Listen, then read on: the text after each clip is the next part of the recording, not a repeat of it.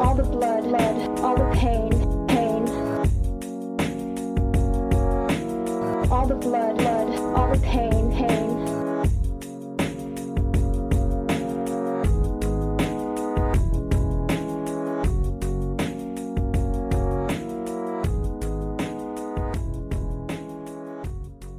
Hi, Crime Salad listeners. We're your hosts, Ashley and Ricky, and we're here today with a story that happened 27 years ago, which to me personally, I feel like wasn't that long ago, but is a story that we've been looking into for a while now, and it's just too interesting not to share.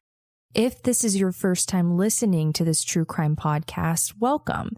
And for those of you who have been listening to us, thanks for being a part of the Crime Salad Squad. We have really been enjoying your support and engagement on social media with recent cases. Before we begin, we'd like to send a special thank you out to our new Patreon supporters. We have 2 new patrons this week, Rebecca and Emily. Thank you all so much for your support. You guys are amazing. You can be a helpful part of this podcast by sharing Crime Salad with a friend and give us a 5-star review on Apple Podcasts or wherever you're listening to us now. This really helps us grow and spread the word about our show. Imagine going back to your 10-year-old self. Now imagine yourself being kidnapped and held in a bunker underground for 17 horrendous days. 17 unimaginable days of not being able to see daylight, not being able to see your family, and not knowing what's going to happen to you. 2 days before Katie's abduction, Katie was just about to be 10 years old. And if you remember being this age, a 10th birthday was a huge deal to most kids.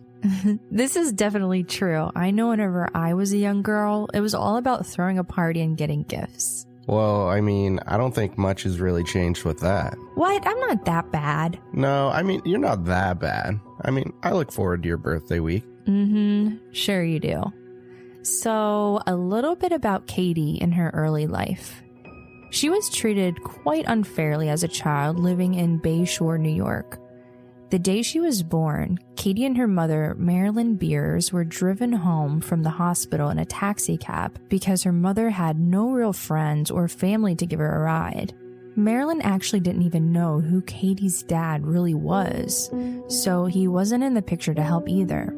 Marilyn abandoned Katie at just 2 months old to live with her godmother, Aunt Linda, and her husband, Sal Inglary. At just 2 months old, Marilyn dropped her off at Linda's house to get just a few hours of sleep, but those few hours turned into years. Aunt Linda was nice for the most part, but that all changed when she lost her leg to diabetes. Her godparents were family friends, but some of us have that family friend who we call aunt and uncle when they really aren't related. So when Linda lost her leg, this is when the abuse really started. They often treated her as a servant to run errands throughout the day, and even in the middle of the night, and at such a young age where, I could see doing chores here and there, like putting away toys or little things, but at age 4, she was found in the neighborhood, undressed, walking alone, where to some probably thought that she was lost, but no, she was ordered to run errands. She was told to do things like the couple's laundry, and even walked across a dangerous road to buy them snacks like Hostess cupcakes and cigarettes. What in the world? Maybe this was a small little town, like a little convenience store, possibly they were familiar with Sal and Linda and didn't think much about it, or just turned the other cheek and ignored it. But wouldn't you find this strange in the middle of the night? While Sal, on the other hand, was quite violent and abusive towards Katie. When she was around 2 or 3 years old, he began molesting her. Anytime he can get her alone, even on their way to school in the car, Sal would take that opportunity to do horrible things. There really was no escape from the abuse. She would even try to hide in the home, and he would hunt her down. It's messed up to find out that this was happening behind closed doors for so long, as her own mother neglected her and gave her up to this monster to care for her. Katie had no one to go to for help, and to think that the very same people who were there in her life to keep her safe and take care of her were actually the ones who were abusing her.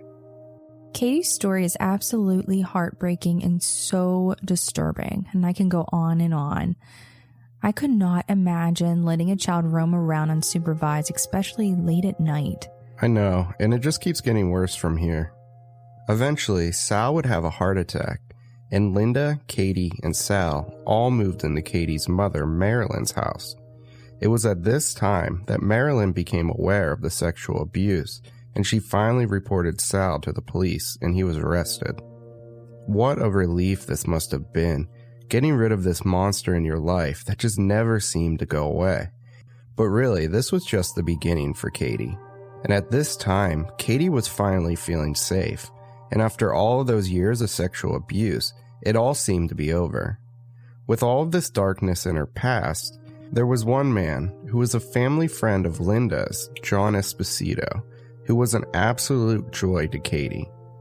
I feel like he was a father figure that Katie never really had, and especially with the sexual abuse from Sal, it kind of gave her a feeling that maybe not all men were like Sal. He was a man that Katie looked up to, felt safe around, and often spoiled Katie and her brother with gifts, took them to amusement parks, toy stores, and a house to play in. Katie would say she loved him, and he was always someone that was just fun to be around.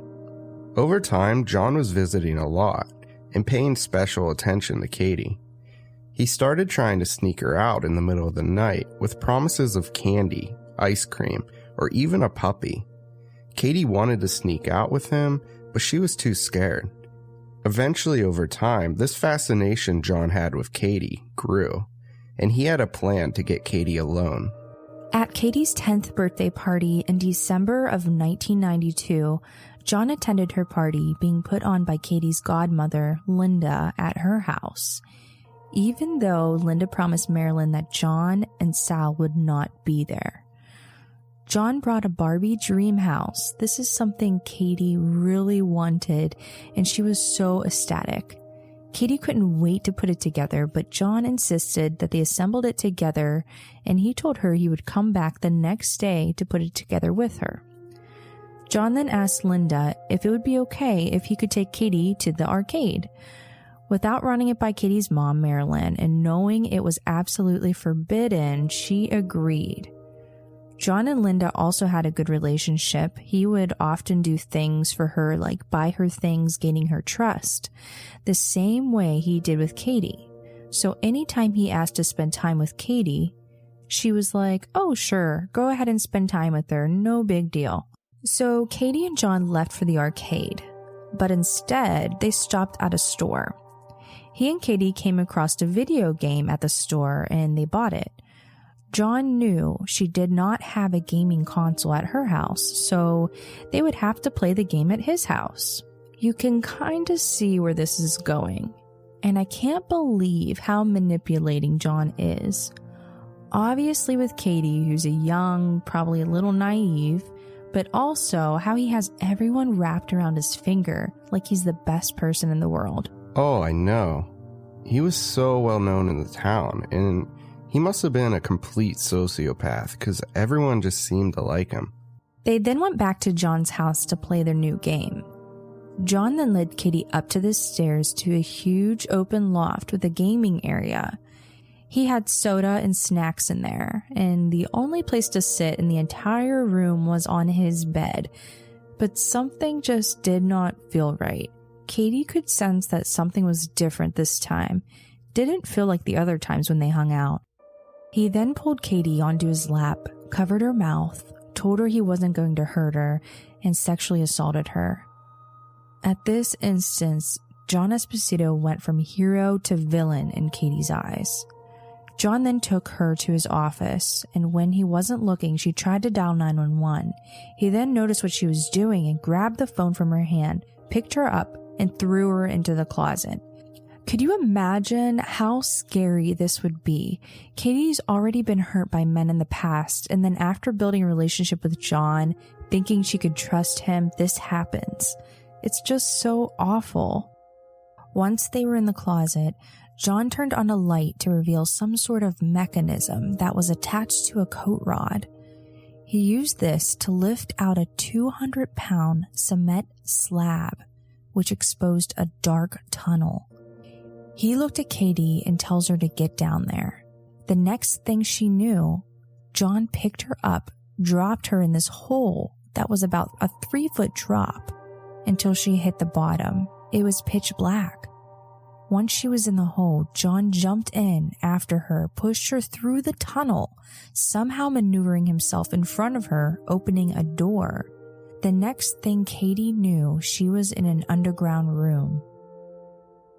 Before we go any further, I'd like to talk a little bit more about John Esposito and who he was as a person, and exactly how he became such a big part of Katie's life. John Esposito was a 43-year-old general construction worker. And 15 years before kidnapping Katie, John tried to pull a young boy into his car in a Long Island shopping mall and was arrested. Later on, John tried to apply to be a Big Brother and was denied. Big Brother is a program designed to put at-risk children with a positive role model. John quickly tried to cover up the story by claiming the offense belonged to his twin brother. But John didn't have a twin brother. Although this didn't discourage John, he quickly came up with a new plan. John then tried to make these connections on his own and published his own ads. These ads stated, "Every young boy needs a positive man in their life." He also lied in these ads and said he had been a Big Brother for 10 years. John's ads were very successful, and he quickly became popular in the community. He often had young boys over his house to watch TV, but the only TV in the house was in John's bedroom, and the only place to sit in the bedroom was on his bed. He would give these kids gifts and mostly targeted poor and broken families. He was very liked by other adults, and they never really saw him as a threat. In his backyard, he had things that attracted many kids and parents, with a pool, a deck, and a basketball court where kids often played. Katie's brother was one of the boys that were targeted by John after his mother, Marilyn, replied to one of the ads. Katie would often go along with her brother to hang out with John, but back then, John's focus was much more on her brother than her. It was during their time together John started molesting her brother. And even though Marilyn never knew about the abuse at the time, I think she was becoming suspicious because she was becoming more and more cautious about John being around her children. Back inside the dark, cold, underground room, John completely turned into a different person from the John that Katie knew and looked up to. John made Katie record a message into a tape recorder, having her say, "I've been kidnapped by a man with a knife." John then used this recording at a payphone, leaving a message on Linda's answering machine. But if you remember, John had Linda's permission to take Katie to the arcade. To cover this up, John falsely claimed that Katie was kidnapped while at the arcade. However, security footage shows that John entered the arcade by himself without Katie. So right away, police have their first huge red flag. Yeah, you're right.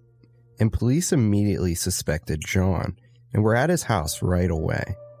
There's even a photo of John being questioned by police that we'll post on our website, and little did they know that Katie was right below their feet.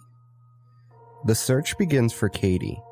A newspaper article that we came across dated December 31st, 1992, states that police focused on people that were in Katie's life as suspects in the case.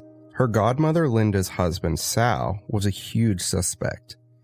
And if you remember, Sal was arrested in October and charged with first-degree sexual abuse of a minor for molesting Katie. And the other person in question was family friend, John Esposito. And he was supposed to be with Katie at the arcade when she disappeared. However, this article states that both men that were questioned denied any involvement in Katie's disappearance, but police had no other suspects. Although former police chief of detectives Dominic Verone was already on to John after he interviewed him the next day. Dominic asked John, "What do you think happened to Katie?" And he answered, I think something dirty happened. Dirty? Oh my gosh, this guy's so disgusting. Yeah, I know. And while cops looked at others like Sal, Linda, and even Katie's mom, Marilyn, John's past soon raised deep concerns. Dominic said they learned that he had been involved in an abduction of a 7-year-old child 15 years prior to Katie's disappearance. Dominic said at this point on, we knew John was our main suspect, but we had no idea where Katie was. Katie described the underground room as dungeon-like, saying, I remember the walls were yellow because he had egg crate foam soundproofing. There was a suspended box in the air where I was going to be held. It was basically a box within a box, maybe 2 feet off the ground, she said. It had a door on it with a padlock. There it had one of those blue camping mattresses. There were a couple of blankets and a TV in the corner. There were handcuffs and chains on the wall, which he put around my neck a couple of the days. John was so sure they wouldn't find Katie that he would allow them in the house and his unattached garage. The dungeon sat directly below the unattached garage, and Katie could often hear them above her having conversations with police. Eventually, John would insist through his attorney that the resident team leave the unattached garage and stay in the main house. This was a calculated move by a man who knew exactly what he was doing. There was a TV in the dungeon so that Katie could see the news, and she could see that police were still looking for her. Some days this gave Katie hope, but other times she didn't know if she'd ever escape. Wow, that's so messed up. And being that she had a TV to watch police search for her shows how twisted this guy is. It's like he was trying to get under her skin and break her down mentally. I can't imagine how she must have felt. Yeah, it's pretty horrible, but Katie was a smart girl, and, it's pretty amazing that she was able to still have hope. Yeah, definitely. And we never came across it, but I just wonder if she ever saw John on the TV as a suspect. But as we know, for the most part, police don't want to scare away their suspects, so maybe this never happened, but still, it's interesting to think about. Yeah, you're right. I mean, that would be awful to see your abuser on TV like that. So at this point, police were amping up pressure on John, who began following him everywhere he went, planning to polygraph his entire family. With the police hot on his trail, this gave him less time to join Katie in the dungeon, and he began making less and less trips to see her. But every time she would hear the voices of police officers, she'd get a little bit of hope. But then they would leave, and she'd get depressed again, thinking she'll never be rescued. And this must have been such a roller coaster of emotions for Katie, as police were on and off the property every day. In the dungeon, the conditions were awful, and Katie was left with only a garbage bag to use the bathroom. She often slept and ate next to her own waste. How awful is that she had to live in those conditions? And also, what I read is that she never ate normal meals, just a bunch of junk food. Day after day, Katie was not giving up, and the police and those who were involved weren't giving up either. Police then made an interesting discovery thanks to a tip from a psychic.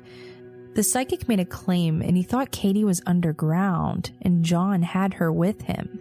Police decided to analyze the audio from the recording that John sent to Linda, and they found that the audio had almost no background sound at all and thought it could have been in a recording studio or in a soundproof room. Although they had no way of knowing where this was exactly or what happened, it did give them some new perspective on the case. And then, one day, while she was in the dungeon, she heard a group of people above her. She screamed on the top of her lungs, pounding on the walls, making as much noise as possible. But it seemed the police didn't hear her because the voices slowly faded away. The police didn't hear Katie, but John did. This was too close of a call for John, and he knew that he needed to do something to prevent Katie from doing this again. And he decided to take away some of her freedoms. The next time he returned to the dungeon, he decided to restrain Katie from now on, so he put a lock and chain around her neck, restraining her to the ground. She spent a few days like this, and then one day, she saw a gold shining key laying on the ground in her dungeon. She had no idea what the key was for, but then she thought, It could be helpful in the future, so she just hid it under her pillow. She quickly learned that the key she found on the ground fit the lock that was on her neck.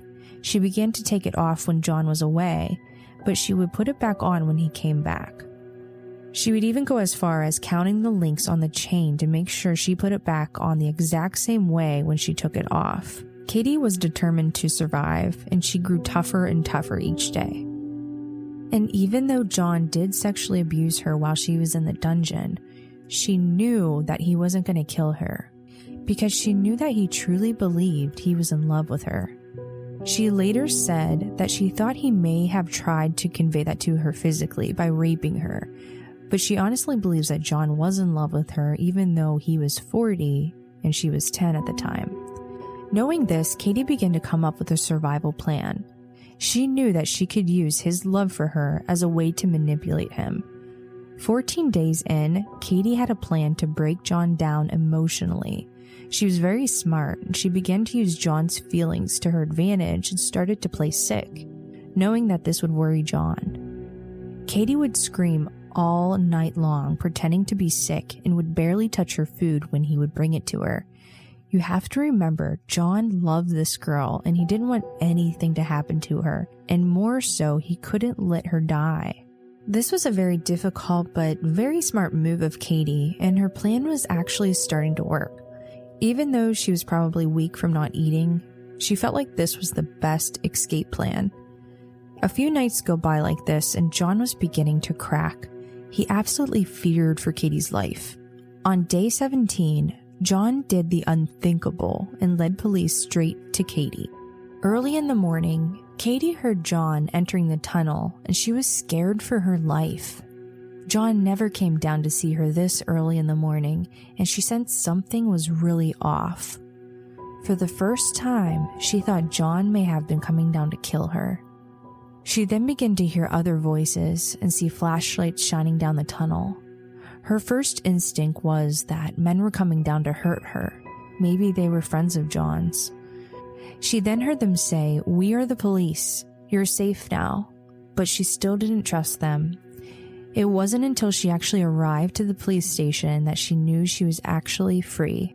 When police searched his home, police found pictures of other children, videotapes, candy, toys, and restraining devices, and later learned that the bunker was built by John a year earlier with Katie in mind. It makes you wonder, with the things that they came across, were there others before Katie? How many, and where are they now? Finally, Katie was rescued from this real-life nightmare. Hours after her rescue, she was interviewed intensely while everything was still fresh in her mind, as they commented on how smart she was. Her mom, Marilyn, and Linda fought to get custody. Marilyn agreed to not have custody for a year and was given a list of things to accomplish to get custody back, but failed to do so in that time. Maybe this was a good thing. Both Linda and Marilyn lost that privilege, and Katie was placed into foster care and later adopted by a loving family and was on to a better path.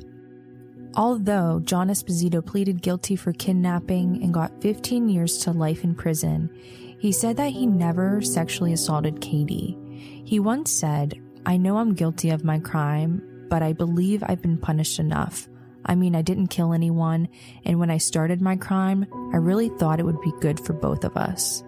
But during a September 4th parole hearing at a state prison in New York, John was asked if he had ever touched Katie inappropriately. "I'll be honest," John said. "When I was convicted, my attorney said, 'Don't admit to anything but kidnapping.' Now I realize that was a mistake. I shouldn't have listened to him. So yes, I did touch her. I never said it before."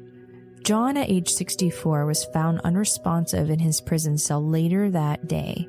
It was later determined that he had died from heart disease. So I guess John kind of confessed, but never fully confessed to what he actually put Katie through during those 17 days. And as far as Sal, the other disgusting guy, he was sentenced to 10 years, guilty of sexually abusing Katie, and refused medical treatment after collapsing in his prison cell and died. Today, Katie is very inspirational to other kids who may have went through abuse, neglect, or have stories like Katie's. She uses her devastating experience as a young child to help others. In interviews, she explains that during those 17 days, she had to have something to fight for to keep her motivated to be free. This is what kept her alive. She is now free from the neglect from her mom, the sexual abuse from Sal, and the abusive treatment from Linda, and also her captor, John Esposito. She now works for the National Center for Missing and Exploited Children. She has 2 children of her own and a loving husband, and lives by the words, "Don't let your past hold you down." So this concludes the amazing survival story of Katie Beers. If you want to see the actual bunker Katie was living in for those 17 devastating days, you can see these pictures on our website at crimesaladpodcast.com. And also, we'll post a link to Katie's book called Buried Memories that can be found on Amazon. You can support Crime Salad directly by signing up for a Patreon at patreon.com/crimesaladpodcast or by leaving us a 5-star review on Apple Podcasts or wherever you listen to podcasts. And remember to follow us on Instagram at Crime Salad Podcast and be sure to tell a friend about Crime Salad. Thank you all so much for listening. Crime Salad is a true crime podcast delivering a healthy portion of crime.